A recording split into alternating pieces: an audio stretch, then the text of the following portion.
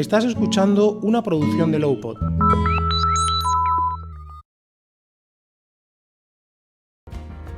Hola a todos, bienvenidos a Glaucoma en la Onda, un podcast de la Asociación de Glaucoma para Afectados y Familiares.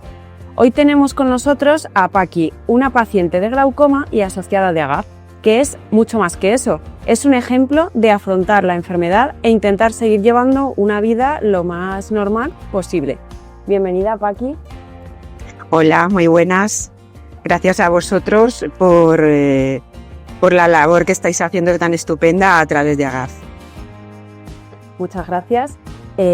Hoy Paqui va a compartir con nosotros su testimonio vital que pensamos que puede ayudar mucho a personas con glaucoma para ofrecer una nueva perspectiva, que además es muy diferente a otras que hemos escuchado aquí, pero eso ya lo vais a ir descubriendo vosotros. Así que, para empezar, Paqui, cuéntanos un poco de ti para que las personas que nos escuchan te puedan conocer.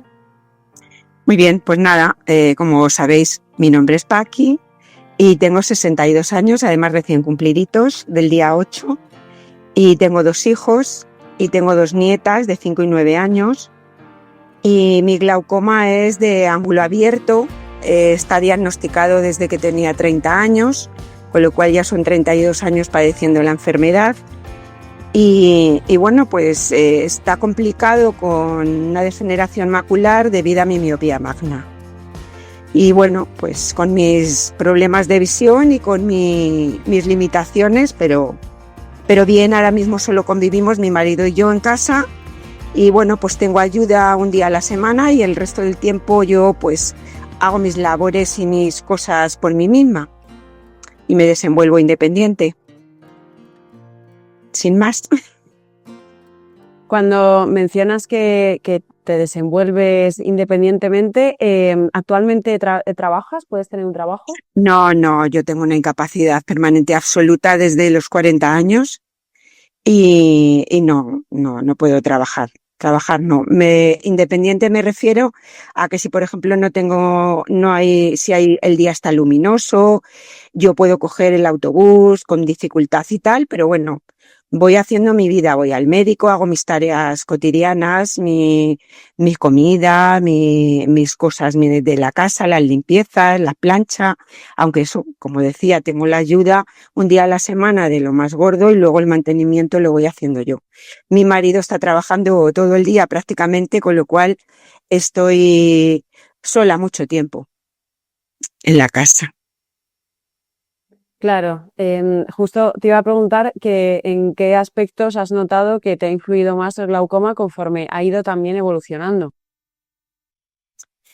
A ver, principalmente me ha ido afectando sobre todo pues que tuve que dejar de conducir. En su momento tuve muchísimas dificultades porque tenía 2 niños de 5 y 6 años. Si yo salía, por ejemplo, al parque, en cuanto anochecía yo me tenía que marchar del parque. Ellos ya, pues claro, al final están educados de esa manera y los niños se adaptan y ya no se alejaban mucho más que lo justito que sabían que yo estaba tranquila. Aunque claro, siempre dependes de amigos, de familia y gente que te rodea. Pero vamos, fue una etapa dura para mí porque me quedé sin padres muy pronto. En un año murieron los 2 y mi marido tenía que trabajar muchas horas porque tomamos la decisión que yo tenía que dejar de trabajar porque no podía continuar desarrollando mi trabajo al 100%. Entonces sí que me afectó muchísimo en mi vida en general, en todo. Tuve que modificarlo todo. Claro, ¿cómo te sentiste en un primer momento al recibir ese diagnóstico tan joven? ¿Cómo lo afrontaste? Pues de momento muy mal. De momento cuando te dicen, porque fue una revisión rutinaria por mi miopía magna y bueno, pues tenía la tensión ocular alta y fue cuando me dijeron que probablemente era un glaucoma. Mi abuela había padecido de glaucoma, pero en avanzada edad. No había habido en mi familia nadie con glaucoma tan joven y bueno, pues yo tenía, no por el glaucoma, que eso me sobrevino después, sino yo mi miedo desde que era niña era que yo a los 40 años iba a estar ciega. Entonces, pues como que yo decía que al final tenía 30, pero que como mucho a los 40 años iba a estar ciega y que no iba a tener solución y que eso iba a ser. Entonces, pues lloré, pataleé, pues te puedes suponer todo, pues derrumbada completamente. Además, iba sola a las revisiones por lo mismo, porque mi marido estaba todo el día trabajando. Entonces, pues no podía venir conmigo nadie. Un jarro de agua fría. Claro, y aún así, a pesar de ese jarro de agua fría, de esa situación, siempre hablas, siempre que nos has ayudado has colaborado con nosotros con algún vídeo, bueno, siempre que nos hemos visto en persona, siempre tratas como de llevar una vida lo más normal posible. ¿Eso qué significa para ti? ¿Cómo te ayuda? Hombre, es que tengo que ser muy positiva y yo lo que cuando hablo con compañeros y con gente que padece el mismo problema es lo que transmito. Hay que ser positivos, hay que adaptarse a la situación y hay que continuar. No te puedes quedar en tu trocito de confort, en tu casita, quietecito, sin moverte, que es donde más cómodo estás. No, hay que continuar, hay que salir. Yo me encanta maquillarme, a pesar de que necesito un espejo de 10 aumentos y voy pasando de un baño a otro, que tengo 2 porque tengo diferentes luces, diferentes aumentos, y yo salgo de mi casa cuando salgo pues maquilladita, arregladita, y me arreglo mi pelo y yo me organizo yo, no sé cómo, pero lo hago. Y no voy a dejar de hacerlo, aunque algún día tenga un rabillo un poquito más largo que otro, de un ojo, pero da igual, yo continúo. Sí, sí, de hecho, uno de los primeros vídeos, yo creo que subimos a TikTok, Instagram, era un vídeo tuyo maquillándote precisamente con glaucoma, a la vez que hablabas de otra cosa en el vídeo. Sí, porque es una cosa que yo puedo hacer y me siento orgullosa además de poderlo hacer y voy a seguir haciéndolo.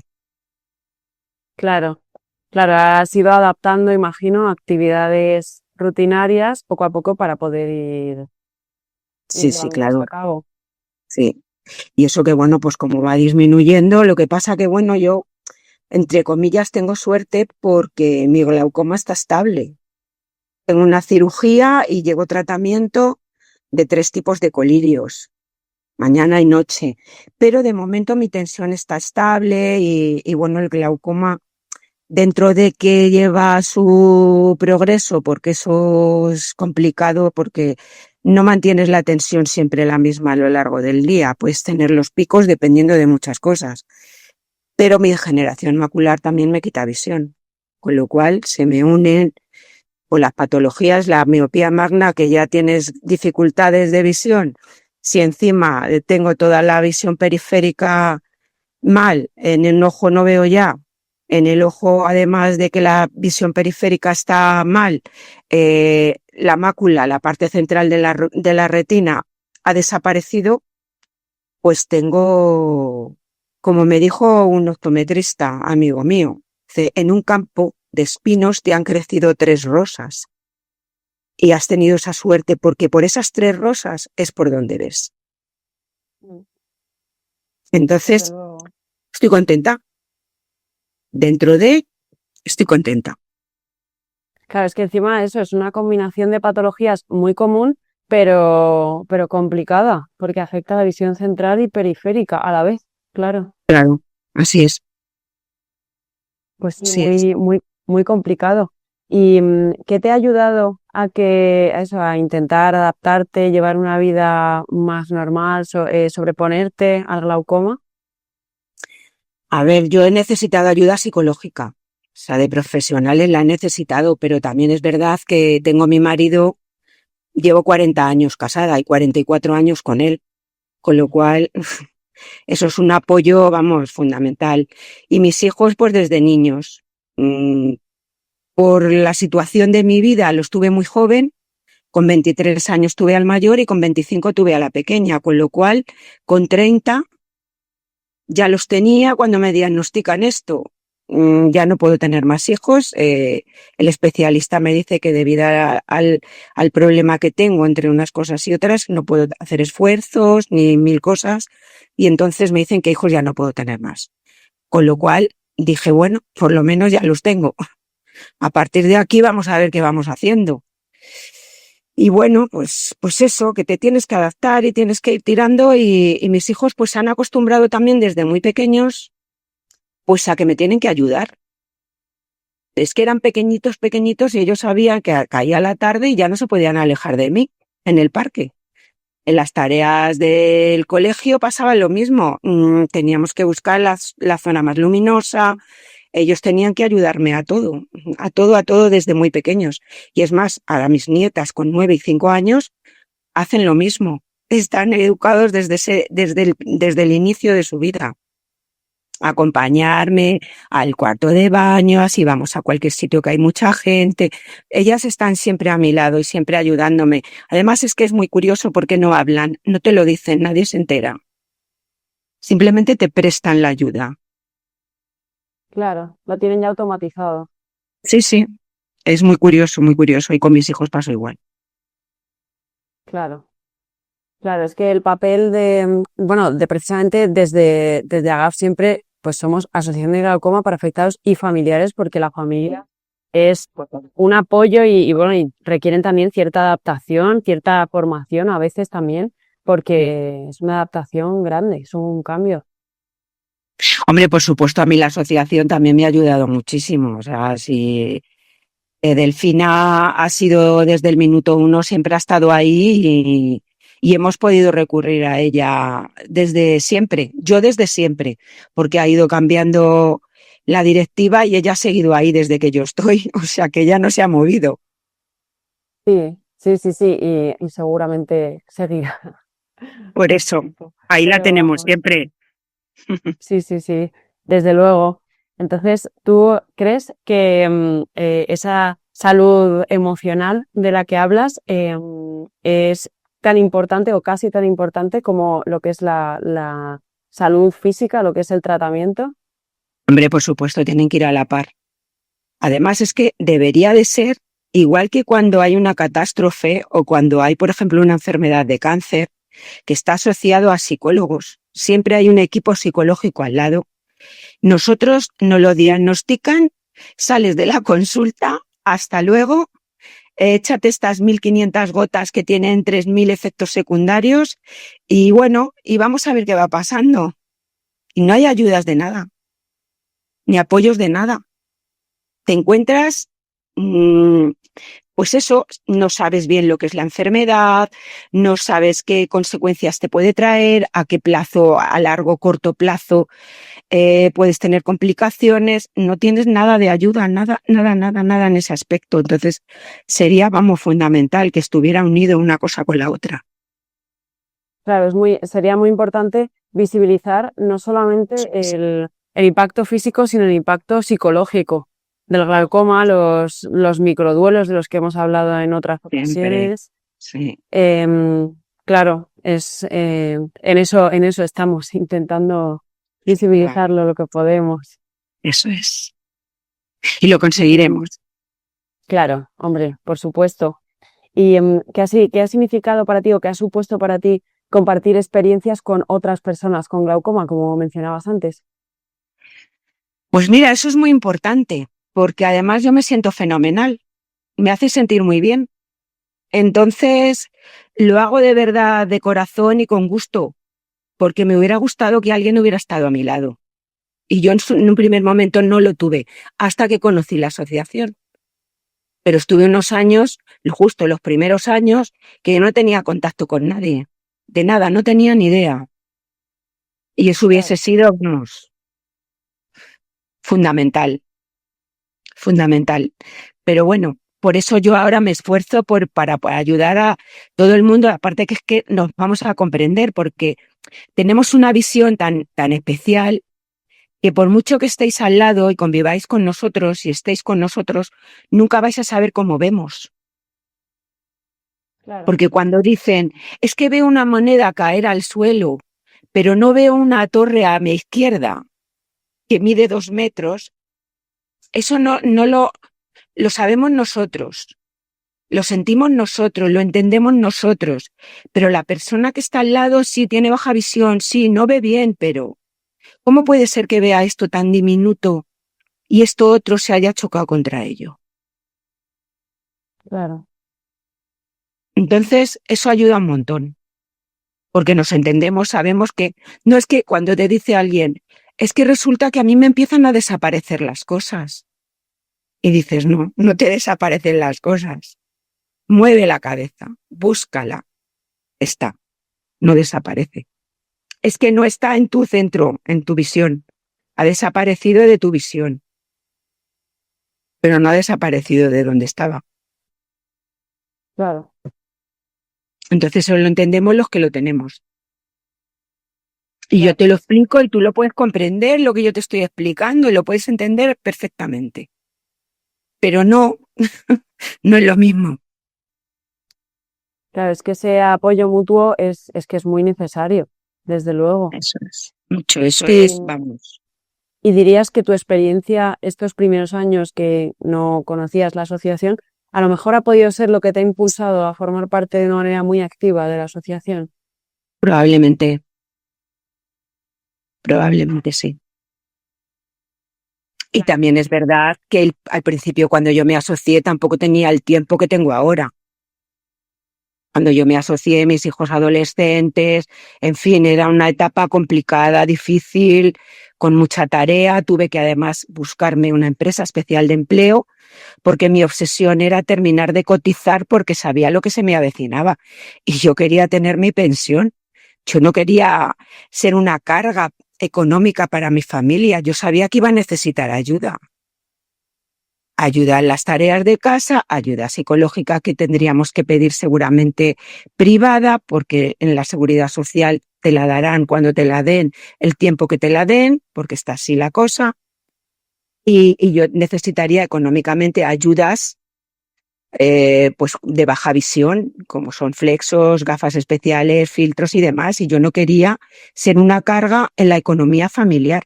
Entonces yo a toda costa quería cotizar lo justo y necesario para poder cobrar mi pensión, y lo conseguí.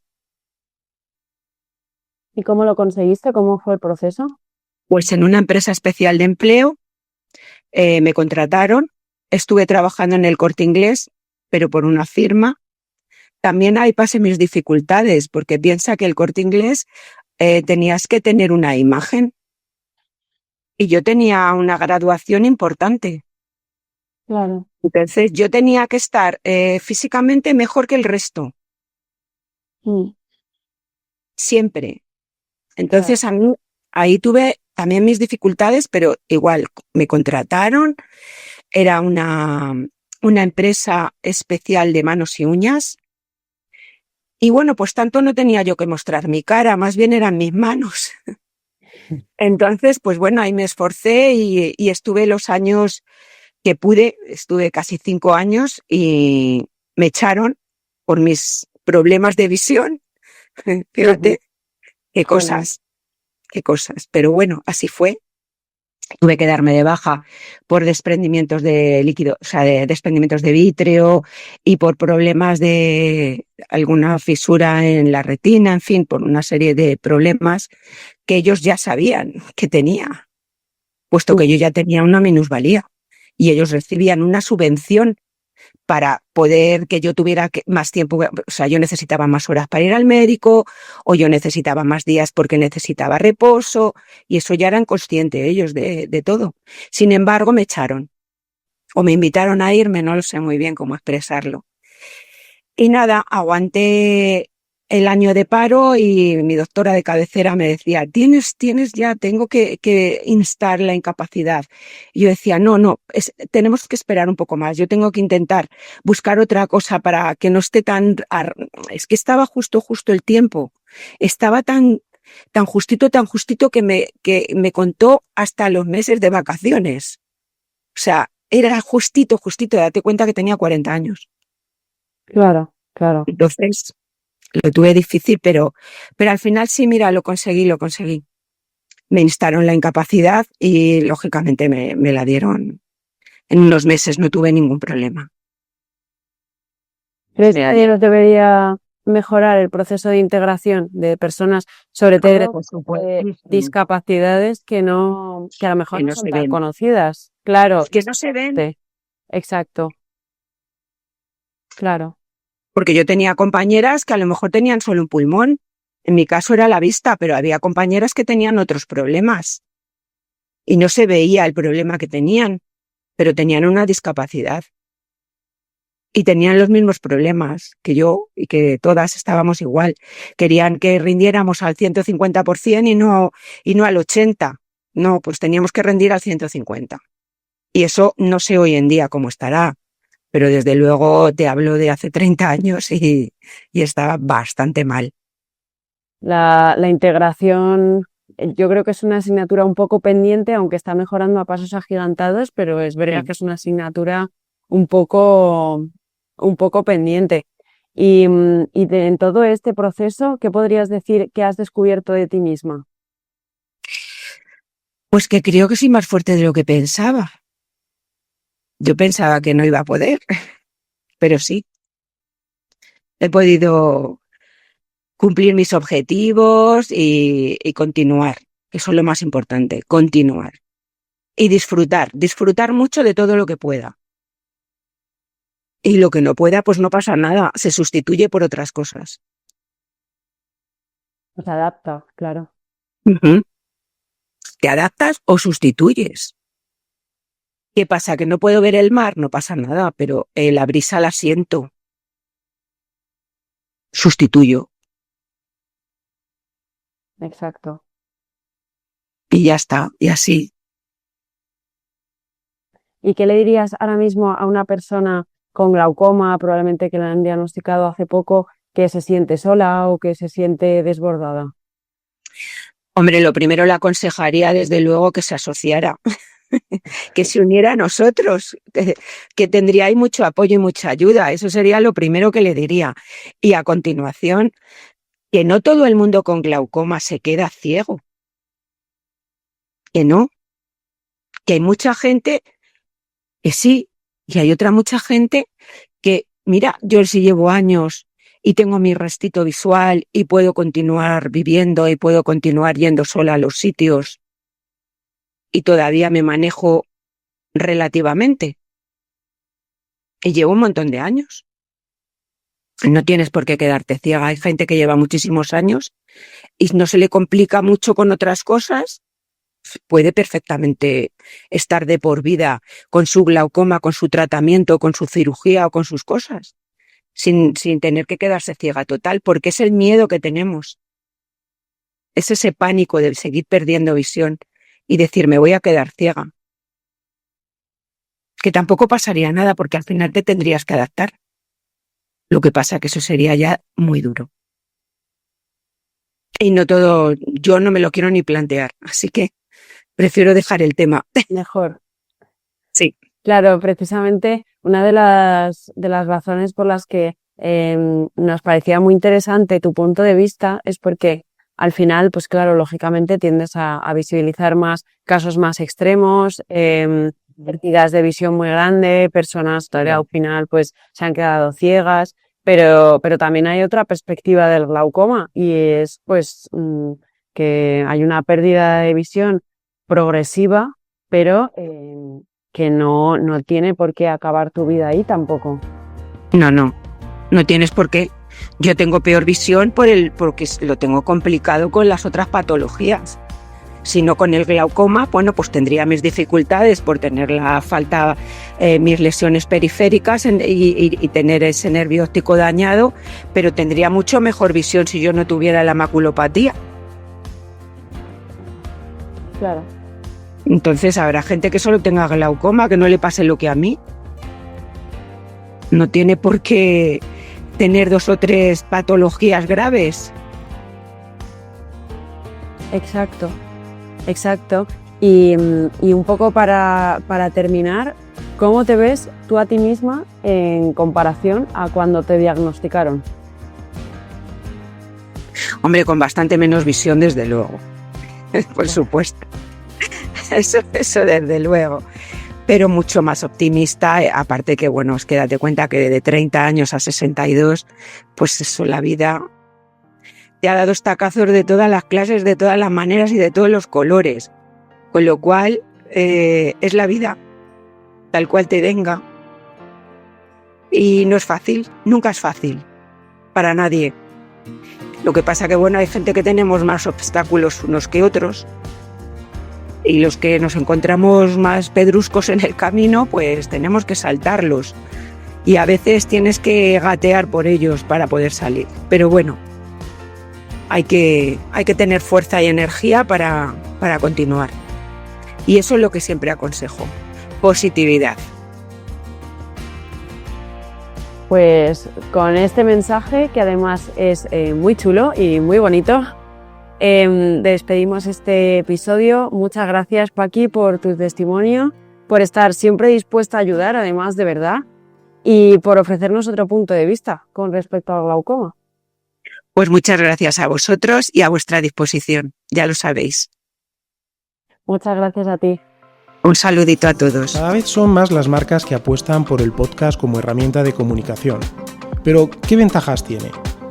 Con un podcast le hablas al oído a tu cliente, estableciendo una conexión más directa, cercana y emocional. Un espacio de diálogo que crea comunidad. Aumenta también el recuerdo de tu marca y tu credibilidad. En Lowpod te queremos ayudar. Somos una productora que impulsa tu comunicación a través de la palabra. Para más información visita nuestra web lowpod.es o escríbenos a contacto@lowpod.es. Apuesta por el podcast, apuesta por Lowpod.